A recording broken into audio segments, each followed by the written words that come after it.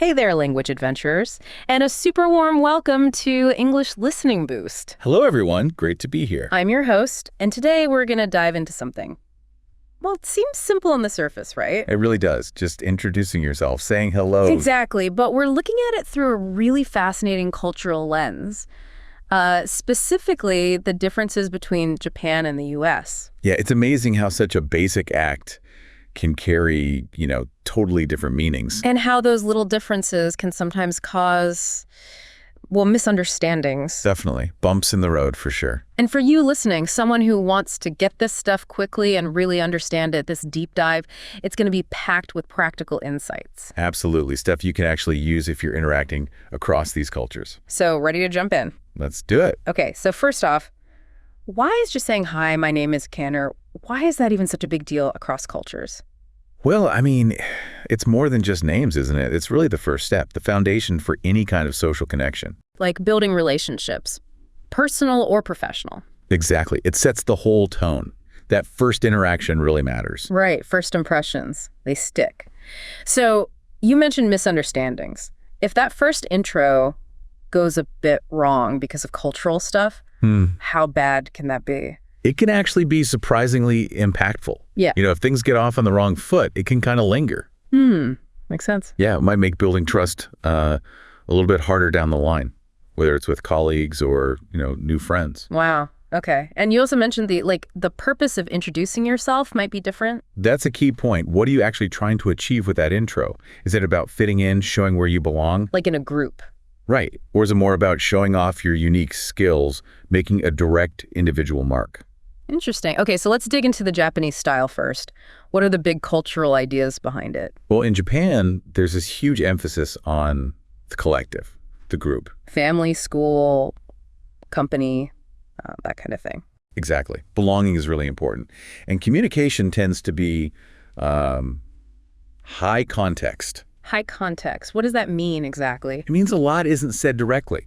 You rely on shared understanding, nonverbal cues, context. Gotcha. Less spelling everything out. Right. And part of that context is understanding social hierarchy. Knowing your place and the other person's place helps interactions run smoothly. So knowing where everyone fits is key. Definitely. And that influences how you introduce yourself. Okay, so what does a typical Japanese self-introduction actually look like then? What are the key characteristics? Well, one big thing is mentioning your affiliation first.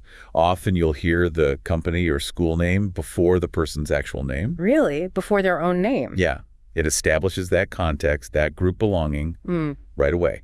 Then there's humility, or kenshan in Japanese. Kenshan, humility. Right. It's a sign of politeness, of respect, not boasting. Okay. And what about specific phrases? Ah, yes. You've got hajimemashite, which is like nice to meet you for the first time. That's standard enough. But then there's the really important one. Yoroshiku wa onegaishimasu.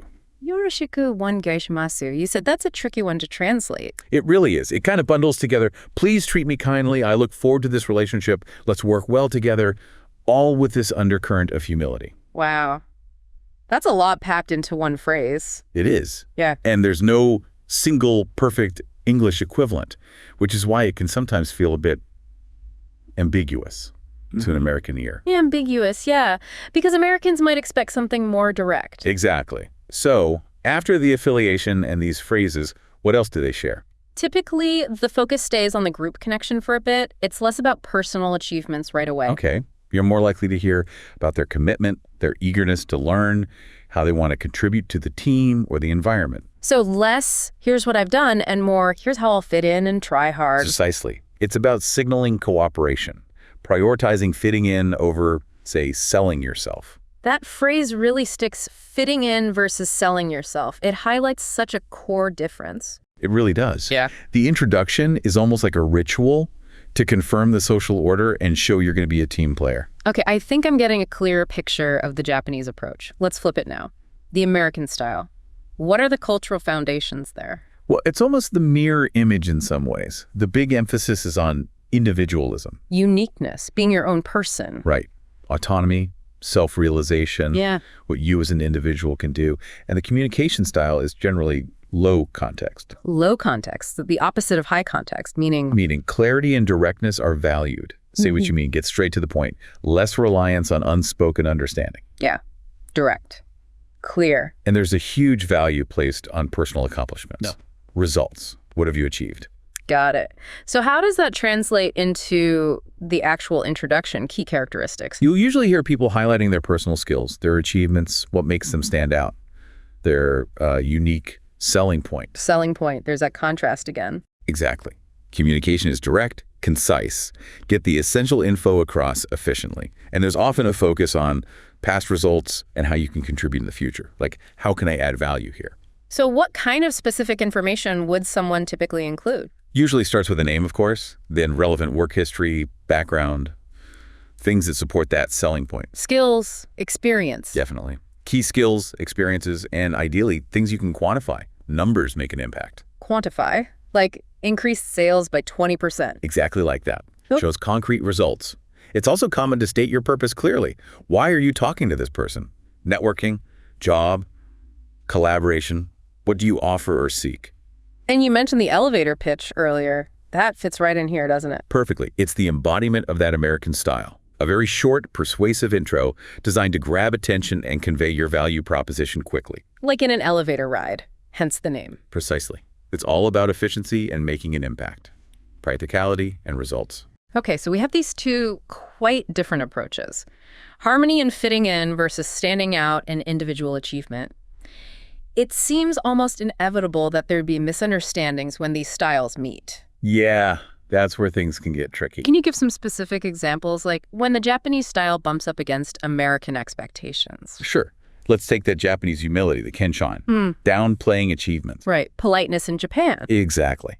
But in the U.S., that can easily be misinterpreted. It might come across as lacking confidence or even lacking ability. Ouch. So trying to be polite could actually backfire. It can, because in the U.S., there's more of an expectation to, well, own your accomplishments, not aggressively boast maybe, but state them clearly. Okay. What about the focus on the company name first? That can sometimes obscure the individual's role and contribution. Saying I'm from Sony is different from I'm a software engineer at Sony leading Project X. Americans want to know what you do. Generally, yes.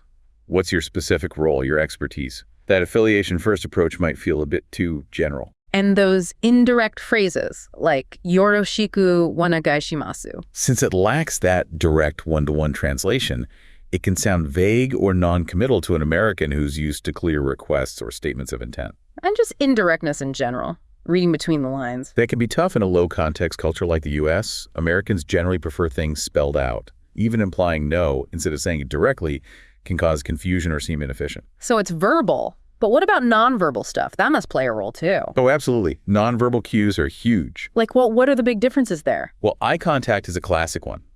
In the U.S., direct eye contact usually signals trust, confidence, engagement. Whereas in Japan, it can be more reserved, maybe seen as deference. Right. So that reserved eye contact might be misread in the U.S. as shifty or lacking confidence or uninterested. Okay. What else? Personal space. Americans tend to prefer a bit more distance than is common in some situations in Japan. Standing too close can feel uncomfortable. Handshakes versus bows. Yep. A firm handshake is pretty standard in U.S. business. While bowing is understood, the handshake is more the default expectation in many professional settings. Gestures, too, some might not translate or could be misunderstood. So it really comes back to that core difference again, doesn't it? Collectivism versus individualism playing out in all these subtle ways. It does. And it's fascinating how Japanese politeness, the humility, the indirectness, can sometimes be seen almost as impolite or inefficient in a U.S. context that values directness and clarity so highly. Mind-bending stuff. Okay, so this is super helpful for understanding the why. Now let's get practical. If someone from a Japanese background wants to adapt their introduction for an American audience, what are the key principles? Okay, 4 main things to keep in mind. Clarity, confidence, conciseness, and relevance. Clarity, confidence, conciseness, relevance. Got it. Break those down a bit. Be clear about who you are, what you do.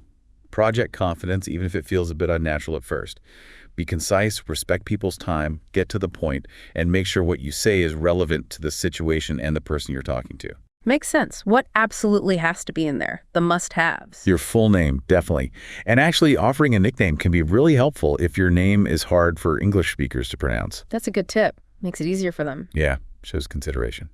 Then, relevant background or experience. Key skills and achievements, remember the quantifying part if possible. Use those numbers. Use those numbers. And briefly state your purpose or goal for the interaction. Why are you introducing yourself right now? Okay. Now, you mentioned storytelling earlier, the STAR method. How does that work in an intro? Right, STAR. Situation, task, action, result. It's a fantastic way to structure examples of your experience. So instead of just saying, I have leadership skills, You'd say, well, in this situation, S, my task T was to X. The action A I took was Y, and the result R was Z. It makes your skills concrete and demonstrates impact. much more powerful than just listing adjectives. Absolutely. It shows, doesn't just tell. Now, the tricky part, shifting away from that Japanese politeness, the humility. How do you do that respectfully but effectively for a U.S. audience? It's about reframing. Instead of self-deprecating phrases like, oh, I'm not very good at this, maybe try something like, I'm actively developing my skills in this area, or I'm really eager to learn more. So focus on growth and eagerness instead of downplaying. Exactly. And when someone gives you a compliment, just a simple, direct thank you is usually best. No need to deflect or deny it, which can feel awkward in the U.S. Okay. Resist the urge to say, oh, no, it was nothing. Right. And if you give a gift, instead of, it's just a small thing, try, I saw this and thought of you, or I hope you enjoy this, more direct appreciation. So it's like redefining politeness for the American context, where clarity, respecting time, showing enthusiasm that's seen as polite. That's a great way to put it. It's about understanding what signals respect and competence in that specific cultural frame. Okay, but intros aren't the same everywhere, even within the U.S., right? How do you adjust for different settings? Let's start with business. Sure. Business networking events. That's prime time for your elevator pitch. Focus on your expertise, what you offer or seek. Exchange cards, follow up. Meetings with new teams or clients. State your name, role clearly, mention relevant experience briefly, show enthusiasm for the project, keep it professional but approachable. And the big one, job interviews. Interviews are more structured. Expect behavioral questions. Tell me about a time when use that STAR method to give specific examples showing how your skills match the job requirements. Preparation is key. Okay, business covered. What about just like casual social stuff, parties? Tone it down. Be more relaxed. Yeah. You might mention what you do, but the focus is more on finding common ground hobbies, interests, light topics. Small talk territory. Definitely. Weather, sports, movies, keep it light. Avoid politics, religion, personal finances, especially when you first meet someone. Politeness here is about being friendly, approachable, and finding connection. Right. And academic settings, conferences. Similar to business networking in some ways. Have a concise intro ready. Name, affiliation, research area, specific interests. State your purpose, looking for collaborators. Feedback. Poster sessions. You ready to give a quick summary of your poster? Answer questions, engage with people who show interest. Networking is big there too, right? Huge. Connect with colleagues, potential mentors. Discuss research, yours and theirs. Ask smart questions. Show genuine interest. One more thing for American settings, humor. Risky or useful. It can be useful for breaking the ice, building rapport, but yeah, it's risky, especially cross-culturally. What kind works, if any? Maybe light self-deprecation, observational humor, gentle wordplay. But you have to know your audience. Avoid sensitive topics completely. Rule of thumb. If in doubt, leave it out, especially in formal settings or early on. Confidence in timing or everything with humor. Get it wrong, and it's just awkward. Good advice. So it seems like across all these U.S. contexts, there's this expectation of like active engagement and making your value or purpose clear. Yeah, that's a common thread. Show up, participate, be clear about what you bring or what you're interested in. Okay, we've talked a lot about words. But what about everything else? The nonverbal stuff. How big a deal is that for first impressions? Oh, it's huge.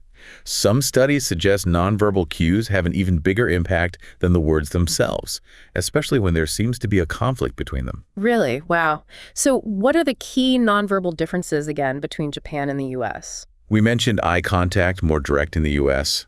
Posture, standing tall, conveys confidence. The handshake firm is generally expected. Personal space, give a bit more room in the U.S. Gestures. Smile. Voice. Gestures can be misinterpreted, so maybe keep them fairly contained initially. A genuine smile is almost always good. And speak clearly, audibly. A voice that's too soft might be perceived as lacking confidence. So here's the thing. If someone works really hard on their English words, adapting their verbal intro, but their nonverbals are still very Japanese, like avoiding eye contact, maybe speaking softly, could that undermine everything? Absolutely. It creates cognitive dissonance, like mixed signals. The listener might sense something is off. And they might trust the nonverbal cues more. Often, yes. If the words say, I'm confident, but the body language says, I'm hesitant, people tend to believe the body language. It's really important to practice the nonverbal adaptations alongside the verbal ones. It's a whole package. Gotta be congruent. Exactly. Okay, one last specific area. Names. Japanese names in English contexts. What should people be aware of? Well, honestly, some Japanese names can be difficult for native English speakers to pronounce correctly. And sometimes, unfortunately, a name might sound like an English word with a funny or even negative meaning. Oh, I hadn't thought of that. That could be awkward. It can be. So what can you do? Yeah, what's the advice? Offering a nickname or a slightly simplified pronunciation can be incredibly helpful. People usually really appreciate it. Is that like losing your identity? Not at all. Think of it as a practical tool for smoother communication, a gesture of helpfulness. It actually makes a great first impression, shows you're thinking about the other person. So it's proactive, like, here's my name and you can call me this if it's easier. Exactly. Or just pronouncing your name clearly and slowly, maybe spelling it if needed, is also good. The goal is just to make that initial connection easier. Okay, this has been incredibly insightful. Let's try to wrap this all up. For someone navigating this, especially moving from a Japanese style to engaging with Americans, what are the absolute key takeaways, the main strategies? Okay. Number 1, cultural awareness. Understand the why behind the differences, collectivism versus individualism, high-low context. Know the landscape. Right. Number 2, adaptation, not abandonment. You don't need to become someone else, but adapt your style strategically. Makes sense. 3, focus on clarity, confidence, conciseness, and relevance. Make your message clear, deliver it confidently, keep it brief, and tailor it. The 4 C's we talked about? Yep. 4, pay attention to nonverbals. Align your body language, eye contact, handshake, etc. with U.S. norms. The whole package again. 5, context matters. Adapt differently for business, social, academic settings. Not one size fits all. And finally, 6, prepare and practice, especially if it feels unnatural at first. Rehearsing can build confidence. So it's really about developing like cultural intelligence, being flexible, learning, maybe even asking for feedback. Exactly. Being observant, being willing to adjust. That ability to code switch your communication style depending on the context, that's a really advanced intercultural skill. And mastering this self-introduction piece seems foundational for all other cross-cultural communication. It truly is. Get that first step right, and it smooths the path for everything else in our globalized world. Fantastic. This has really shed light on so much. So for you listening, the big takeaway is clear. Understanding these cultural nuances and introductions, it can make a huge difference in connecting effectively and avoiding those awkward moments. Definitely gives you an edge. Maybe reflect on your own experiences. When have you introduced yourself across cultures? How did it feel? And here's something to think about after we finish. How could consciously adapting your introduction, depending on who you're talking to, actually open doors or create connections you hadn't even thought possible before? Food for thought. Absolutely. Well, thank you so much for tuning into this deep dive on English Listening Boost. Hope it was helpful. We hope you'll join us next time for more insights. Bye for now.